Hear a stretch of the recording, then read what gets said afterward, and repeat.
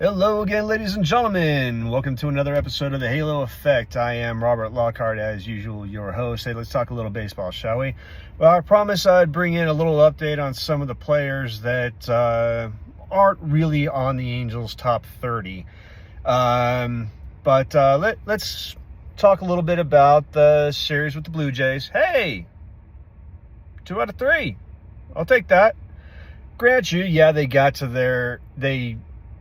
hit like crap, like through the first 5-6 innings, and then they got to the closer. Okay, well, you know what, no sense in complaining about it. I'll take it.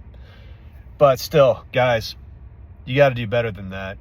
You can't just be getting to the closer, because we all know they're going to have a bad day. We've seen our closers have seriously bad days too. So you got to get to the starters. You got to hit better than that. You got to. But with that said, like I said, 2 out of 3. I'll take it.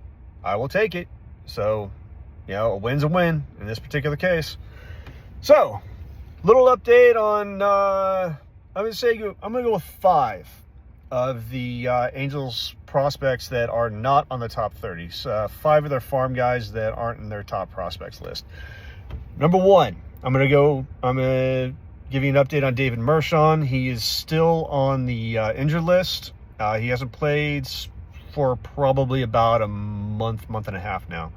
I don't know the extent of the injury. They don't really tell you. The second guy is Ryan Nicholson. I like talking about him because, frankly, I think he should have been in the top 20 of the draft prospects. I mean, he should have been at least ranked, because this dude's good. I mean, he is really good. Bit of a slump. He's gone from batting about 356 to 313 right now. So he's in a bit of a slump. And in fact, if I remember correctly, I saw he was like 3 for his last 20-something. Not great. But, like I said, it's a slump. So maybe he'll pull out of it. Maybe he won't. Don't know. I believe he will. I really believe he will.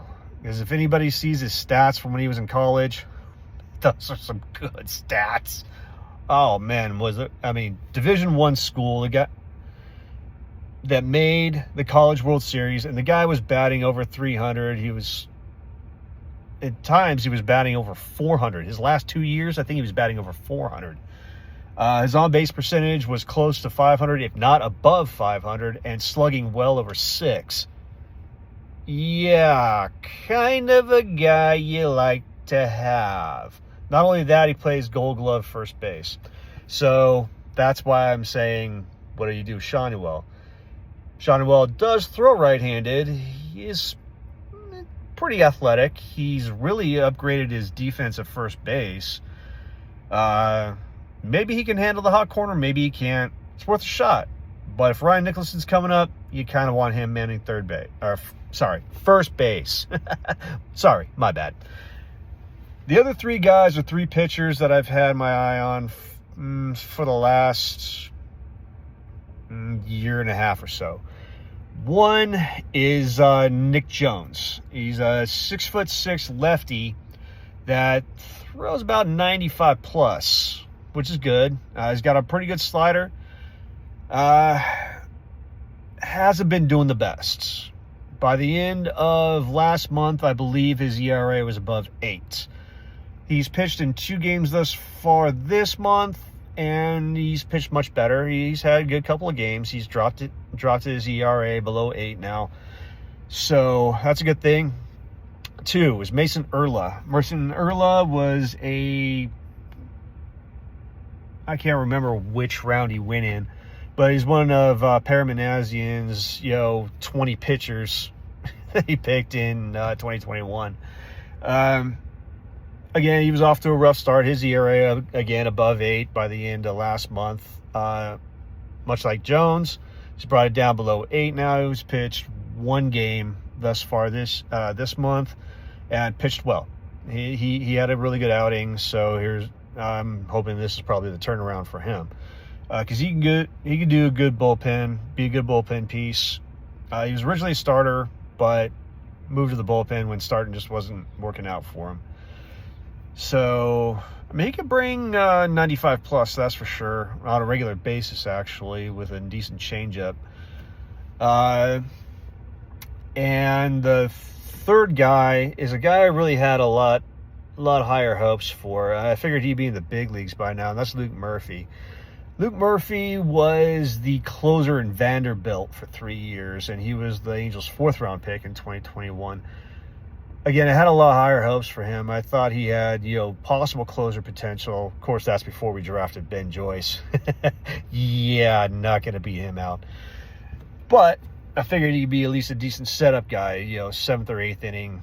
They can really kind of get the ball to Joyce. I mean, he's got a really good fastball. He's 97 regularly, good changeup, decent slider. Like I said, Vanderbilt's closer for 8 years. You're coming out of Vanderbilt and you were the chosen guy to close out the games in Vanderbilt. Yeah, you had high promise. But he really hasn't put a whole lot together thus far. And that's really a shame. Like I said, I still have high hopes for him. I believe he can do much better. Again, like the other two, he was above 8 by the end of last month. I think he's pitched 1 or 2 games this month thus far, and he's brought it down. So, again, hopefully they turn in the right direction. But these are 3 guys who can easily be bullpen pieces, going forward. And I'm hoping that at least 1 or 2 of them are going to be the guys who possibly get the ball to Ben Joyce. One guy who definitely will be, he's in the top prospect list, is Chris Cortez. They're stretching him out to be a starter. I don't know why. He's better in the bullpen. He really is. But that's not for me to decide. I really hope they come to their senses and put him back in the bullpen, because the higher he comes, the harder it's going to get for him, and he doesn't want to waste time. So, with that said, I will talk to you guys next week with another regular podcast. Just see how the Angels are doing, and we will go from there. Talk to you all later, and here's the hopes of go Halos,